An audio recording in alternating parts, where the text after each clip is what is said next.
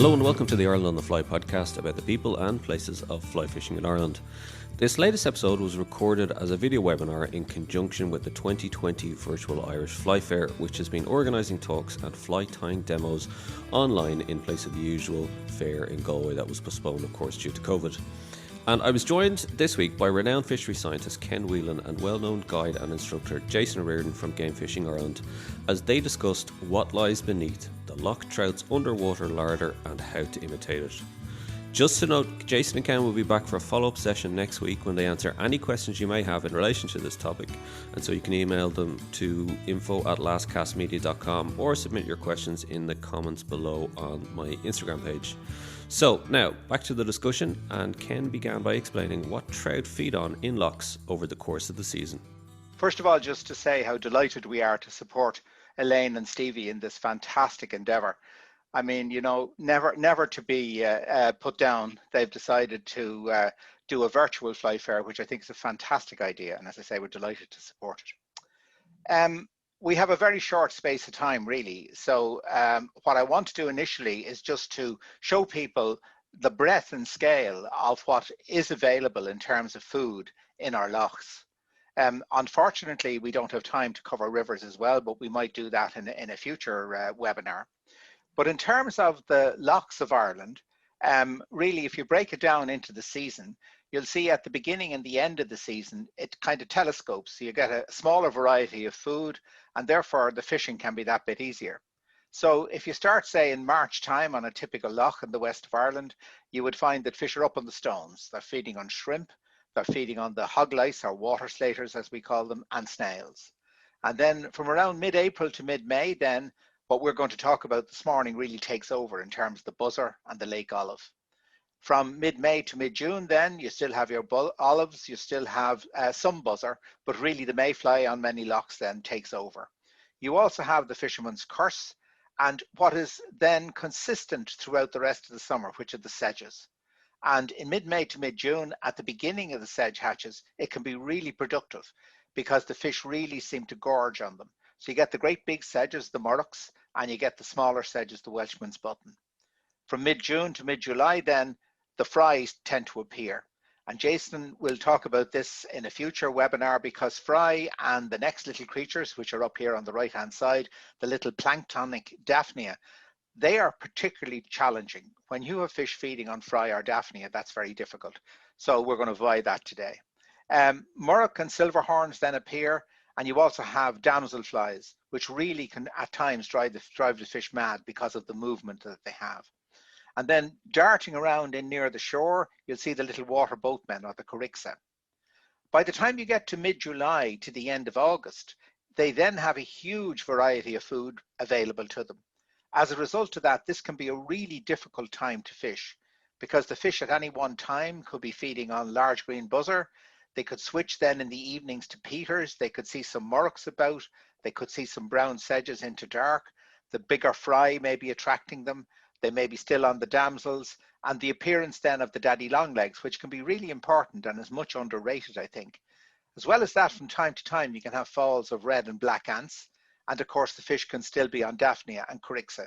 So that's why you see a lot of anglers have lost their hair, because in reality they've been fishing a lot from mid-July to the end of August, and it is really challenging time. September then is probably one of my favourite times to be out on our lochs, because you start then to get a much more concentrated amount of food available for the fish. And what people tend to miss very often is the fact that we get a lot of daytime hatching sedges in September. And these daytime hatching sedges, very often it's the pupae, and we'll explain that in a moment, that the fish are actually feeding on, and not so much on the dry sedges. I've been on Lough Gould with my brother having a great day, catching fish on pupae, nothing on the surface to be seen at all, and anglers around us wondering what the hell we were catching the fish on. You then have the second batch of olives coming through, you have the buzzer coming through, and you still have the terrestrials. So overall, an absolute huge variety of animals that we could talk about. But today we're going to really just make a start, and we've picked out three. We've picked out the buzzer, the lake olive, and of course the sedges. And what I'll do is I'll very quickly talk a little bit about their biology, primarily about the movement and where you will find them in the water column. And then Jason will follow up then in terms of the imitations and the most important part really, how do you imitate that movement? How do you actually get the fish then to take, and how do you entice them? So the buzzers then, technically they're known as chironomids or non-biting midges, and very often they lie as larvae in the bottom of the loughs. Probably the most famous one are the red bloodworms, and these are larvae of one particular type of buzzer. So the larvae are present in the bed of the lough, as I say, and then when it's time for them to hatch, they then change into what we call pupae. And the pupae is the form whereby it actually swims to the surface of the water and then it hatches out. But a couple of features that are really important to the angler is the fact that inside what you see here, inside these skins, the actual body of the emerged insect is separating away from the skin.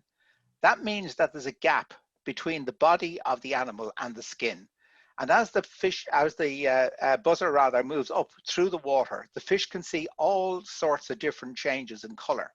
And that's why we have lots and lots of different variety in terms of our buzzer patterns, and why at a certain depth or at a certain speed, a certain color may work very effectively. And it's great fun being able to actually zone in on which particular colors or which color patterns or mixes actually work on your lough. When they get to the surface, then they hang on with these breathing tubes to the surface tension, and they really lock on to the surface tension on the surface of the loughs. The thorax, then the little part behind the head, splits, and then the adult insect then emerges, sits for a few seconds on the empty skin, and away they go. So as anglers, what we're trying to do primarily is to imitate the buzzers and to imitate the adults. But again, we could also have a go at imitating the larvae.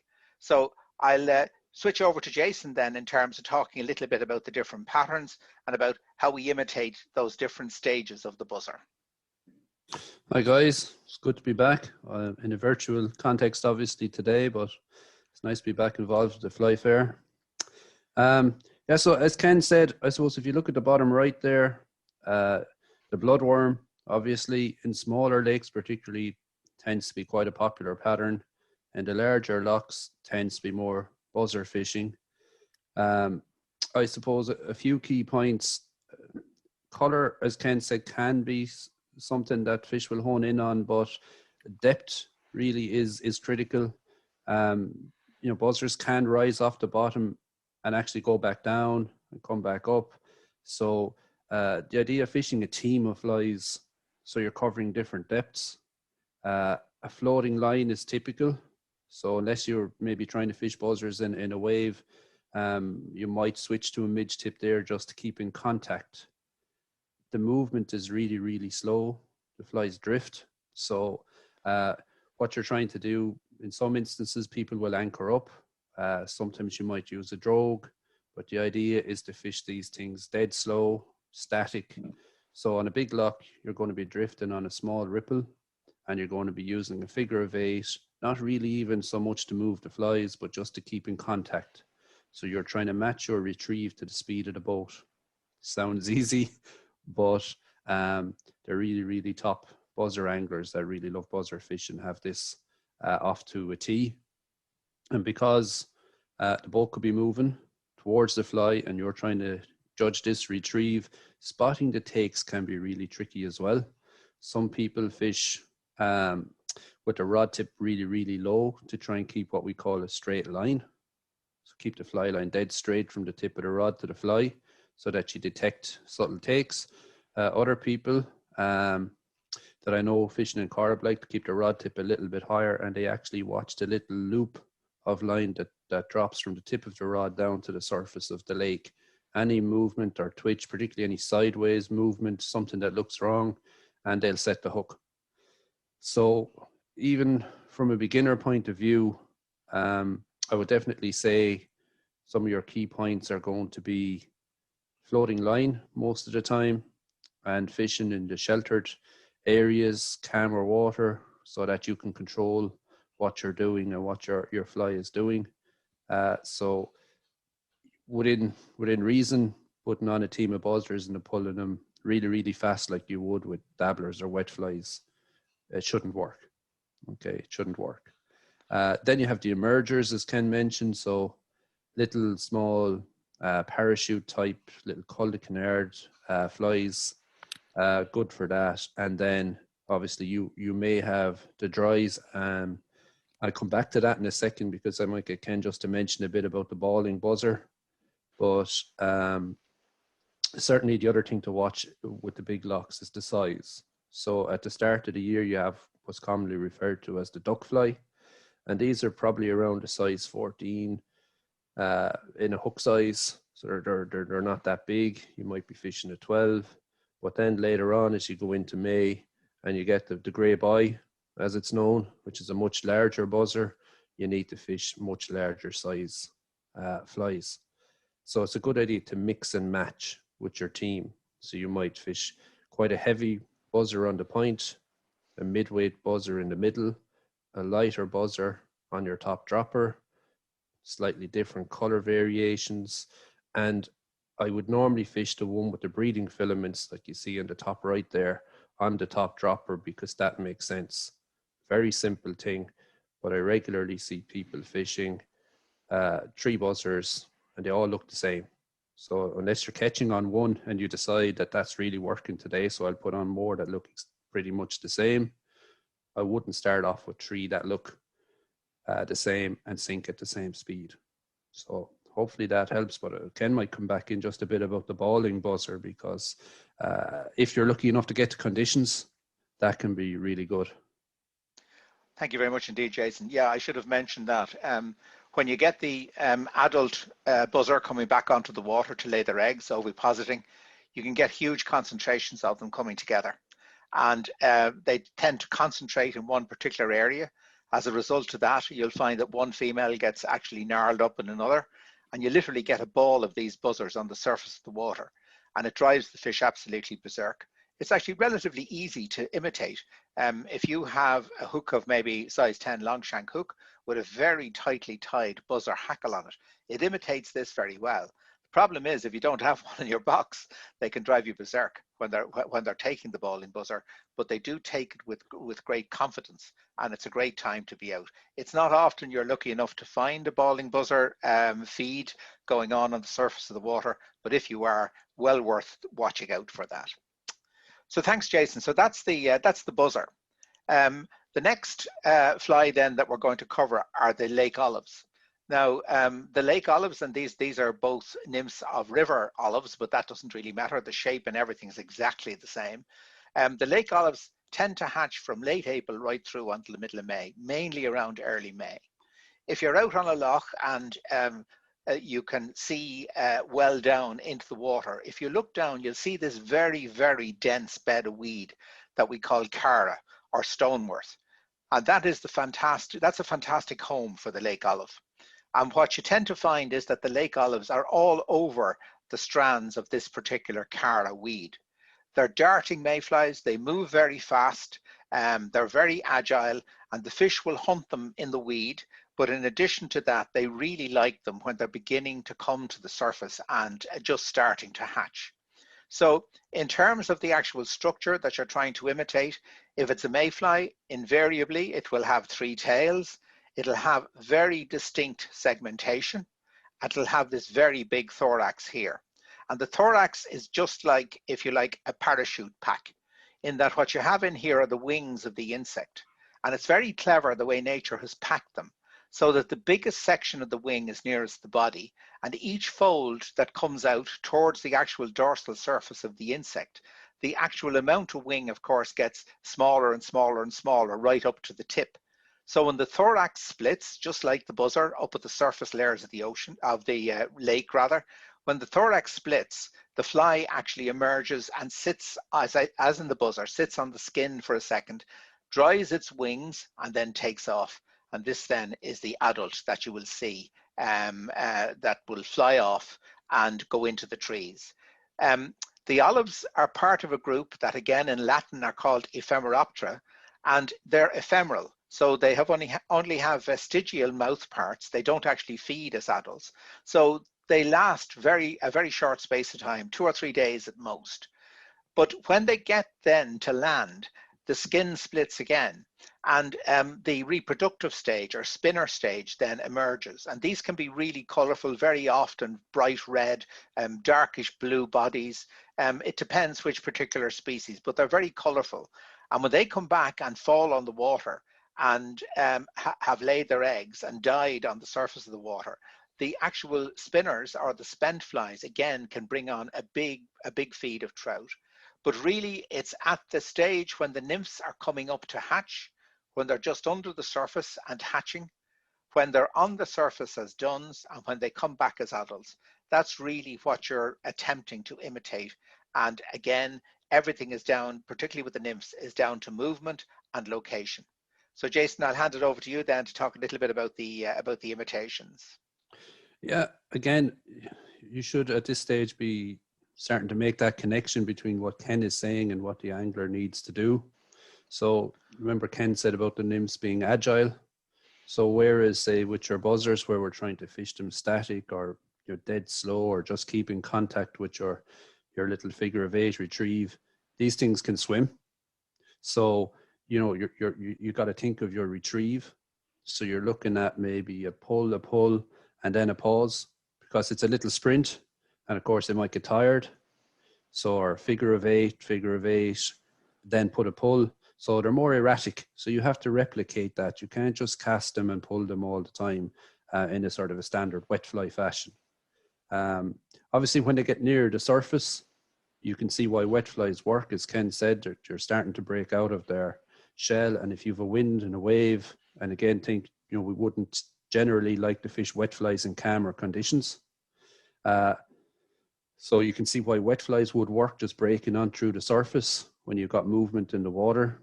And obviously, if it's calmer and you start to see sailboats all around you, as in the wings, these upright wings of the olives, definitely you're getting into dry fly territory, but it can be quite tricky to figure out if the fish is taking the emerger or the adult, and it can switch.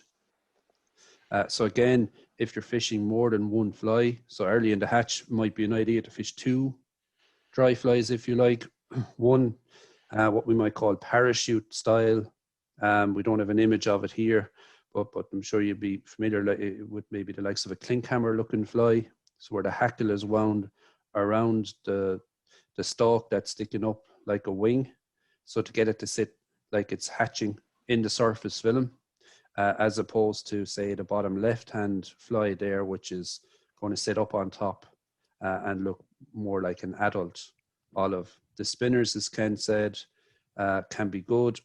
And I think you might notice a difference between fishing the olive hatch in the early season in April and fishing the olive hatch later on around September.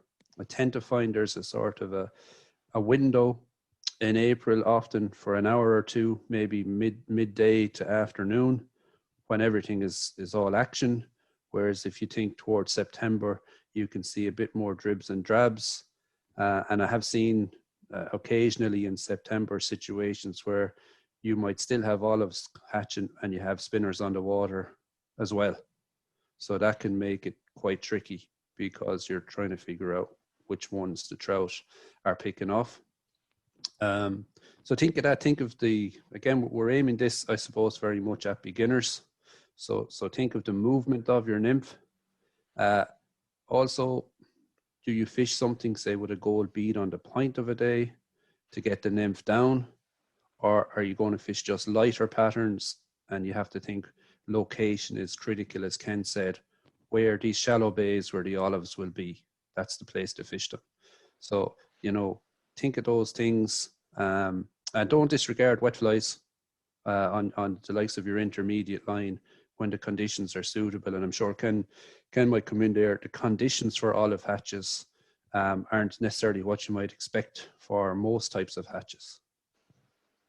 Yeah, certainly in terms of the really big hatches, what you tend to find is that if you've, as Jason said, it's quite delicate fishing because you're fishing in relatively calm conditions. Very often you're fishing with just a good stiff little breeze, but very muggy. And what tends to happen then is the insects will come off in sheets. You'll actually get sheets of olives that will emerge. And don't get too excited, I would advise, because at the end of the day, sit back for a minute and watch what the fish are doing. I have seen so many people fishing dry flies when the fish are on emergers. And again, it's so frustrating.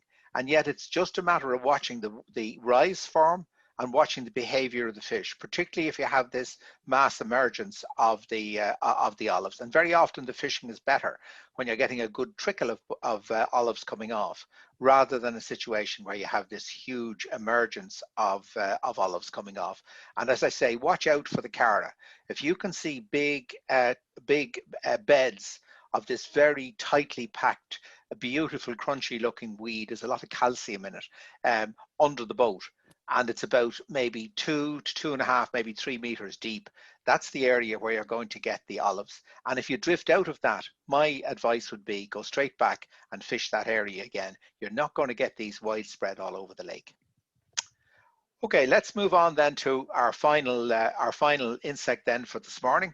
And we're going to talk then about sedges. And these are by far my favorite, because I tend to catch more fish on sedges, different forms of sedges over the season, than anything else. So as larvae, after the eggs have been laid, there's 2 types of sedges. There's the free living sedge, and then there's the guys and girls then that make the cases. The free living sedges are predominantly in flowing water, and you'll find these in big numbers in rivers. But where you have a reasonable river coming into a loch, very often you can actually have a transfer across, and you can get these free living larvae in the lochs themselves. And these are very often imitated by check nymphs that you see anglers fishing, particularly competition anglers. But in reality, it's only from time to time that that's going to be the case. Difficult enough, I find, to imitate the actual cased caddis. Certainly Jason has some very good tines for what he calls these little peeping caddis. And at times it can be fun trying to fish them.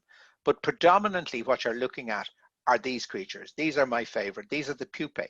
So what happens is, and it's easier to explain really with the cased guy, so the insect then lives in the case for the whole of the summer, and say it's going to hatch in the autumn time.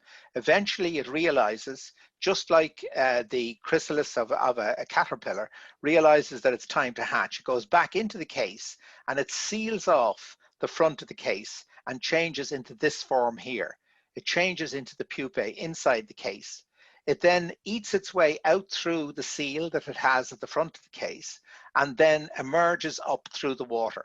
And the movement of this creature is absolutely vitally important in terms of the way it attracts fish. You can see the long traily antennae here. You can see the very bulky shape. And as I mentioned, and I don't apologize for mentioning it again because it's so vitally important, very often fish will be feeding on pupae. They are difficult to actually see in any way if they're feeding on pupae. They can be a meter down, gorging themselves on these. And you can have brown and green as the best 2 colors for the pupae. And then as they come up towards the surface, if they're taking the pupae nearer the surface, you will see them as if see the fish feeding on them as if they're taking very big, chunky buzzer pupae. But keep an eye out in terms of what exactly they're doing. The sedges themselves can hatch in 2 ways. The adults can hatch out in the loch itself and then scutter across the surface. You'll see this with the peters and with the morlocks. And again, it attracts the fish as the insect actually, if you like, walks or runs across the surface of the water. But then others swim into the shore and they'll actually emerge up the stems of leaves and so on. And then you get the adults coming back then to lay the eggs then at dusk. So the adult insects can be really important for night fishing from late evening through dusk right into dark. So the sedges, as you saw on my list at the very beginning, they hatch all of the time from May right through, if your loch stays open even until the 12th of October, you'll find that the sedges can be present right through that period and are consistently an important item in the trout's diet. So Jason, I'll just turn over to you then in terms of the imitations. Yeah, well, as Ken said, the larva is probably not as important to anglers, particularly on the larger lakes. You can catch fish. You need to fish them close to the bed of the lake, and you've got to fish them quite slowly because they're crawling around down there. It's something probably anglers try here and there, but not something that you would really be setting out to do that often. The pupa, on the other hand, definitely a key one for the angler, although missed by a lot of people. Certainly, I would say,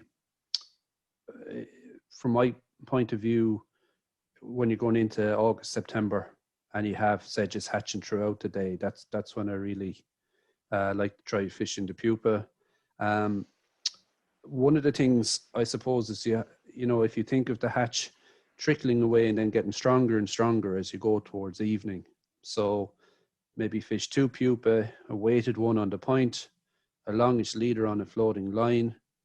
And these are quite good swimmers as well.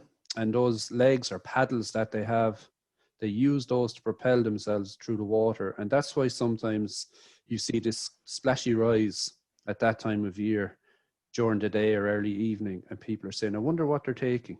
Can't see anything on the surface. And that's because they're charging after the pupa. And that's what causes that splashy rise, because they've got to attack it. And they will hatch in open water, as Ken said. So it's not just in around reed beds, especially at that time of year. So you fish your pupa. Then, of course, the hatch gets stronger. So what you might do there is shorten your leader, fish a dry sedge, like the one in the bottom there.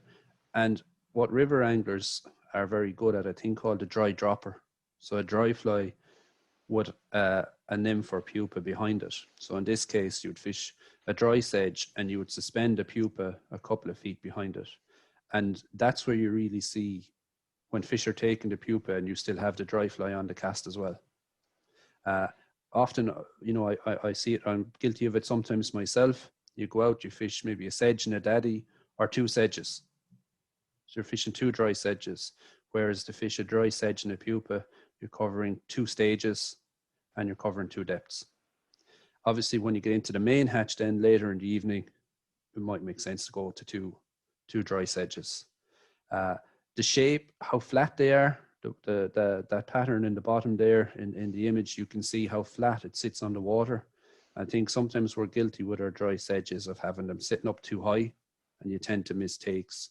So I know from fishing Corrib, late August into September, there's a pattern called the chocolate drop, which is very popular. And again, the hackles at the front there, they tend to trim them when they're tied. People will trim them underneath so that the fly sits right down on the surface, really flat. So I'm not going to get into the nighttime sedge fishing. I just said I talk about sedge fishing around that time of year, during the day into the evening, just to focus on the pupa, because, you know, we did say it's what lies beneath.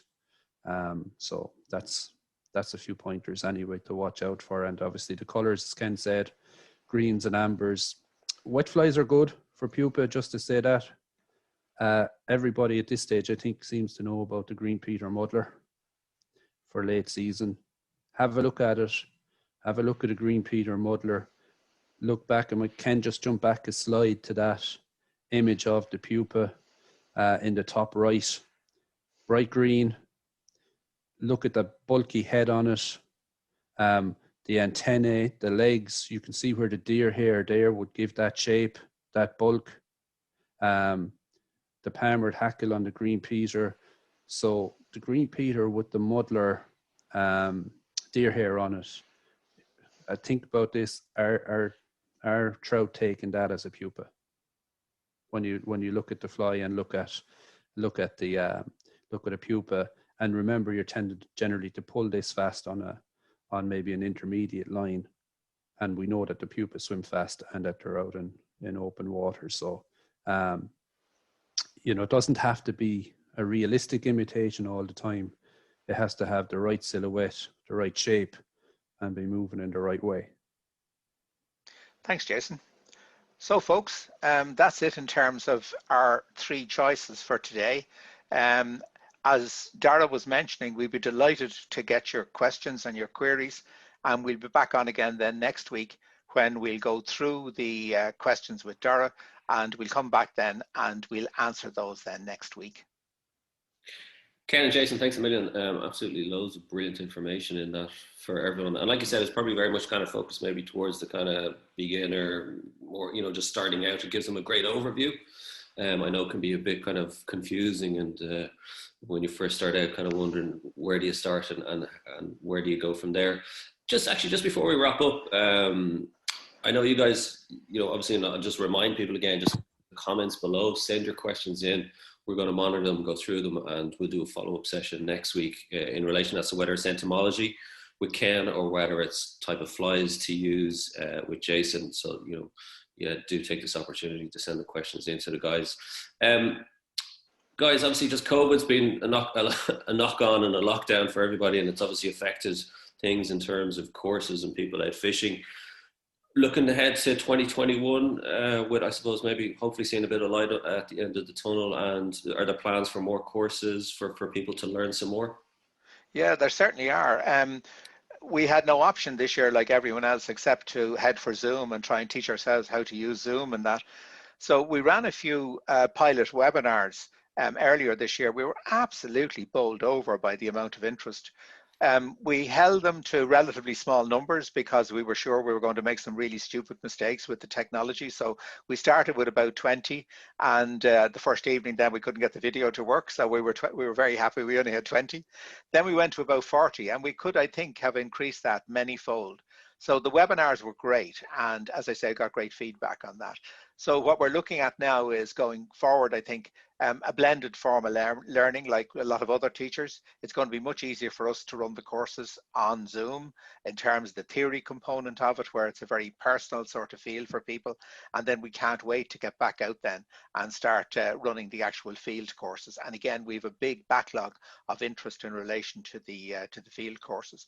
But given that people are now so comfortable with the Zoom, we're also thinking that we'll be in a position as well to be able to give people advice in relation to pre-trip advice. We're often asked by people who are heading off to fish maybe in England, maybe to Slovenia, maybe even if they have the money to New Zealand or whatever, what do I bring with me? How do I fish or whatever? And between Jason and I, we've fished a lot of these locations. So we're thinking as well, we can give people advice in relation to that. And then the field courses that I'm running and that Jason is now becoming involved with, they're proving very popular as well. So we certainly have lots of good intentions at this stage, but we're utterly dependent on obviously, like everyone else, on a resolution to the COVID situation. My thanks to Ken Whelan and Jason Reardon for joining me on the show, and do check out irishflyfair.com for more talks and fly tying demos from this year's virtual fly fair. Jason and Ken will be back next week to answer any questions you may have in relation to the diet of the trout loch and the flies to catch them on, so don't forget to send in your questions to info@lastcastmedia.com or via the comments on the Instagram page. Don't forget to rate, review and subscribe to the Ireland on the Fly podcast on Apple, Spotify or wherever you get your podcast from. You can also keep up to date on IrelandOnTheFly.com as well as on Instagram, and I'll be back with another episode about the people and places of fly fishing in Ireland.